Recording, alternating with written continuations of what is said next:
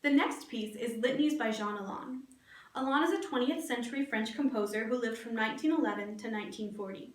His father was his first organ instructor, and he was taught on the home organ along with his sister Marie-Claire Alain.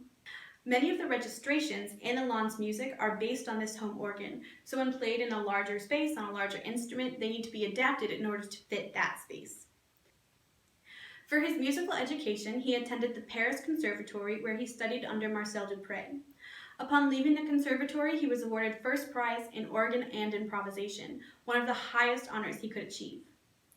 Unfortunately, Alain's life was cut short due to World War II, where he was a dispatch motorcycle rider. While delivering a message, he came across a group of German soldiers, took them on by himself, killing 16 of them before he was ultimately killed. In the music of Alain, we can see the influence of his teacher Marcel Dupré, as well as the rhythms and modalities of Gregorian chant. This is extremely apparent in Litanies. The piece begins with an exposition of a theme that is chant-like in nature and adheres to no one-time signature.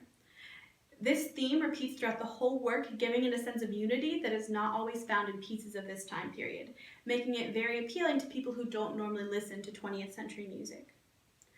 In an interview about the performance of the piece, Alain writes, "You must create an impression of passionate incantation. Prayer is not a lament, but a devastating tornado, flattening everything in its way. It is also an obsession. You must fill men's ears with it and God's ears too.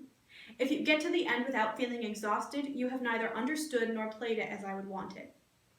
This asks a lot of the performer, as it's made clear that this piece is not only a piece of music, but a musical prayer. That one theme that goes throughout the whole work is the prayer that is being repeated over and over.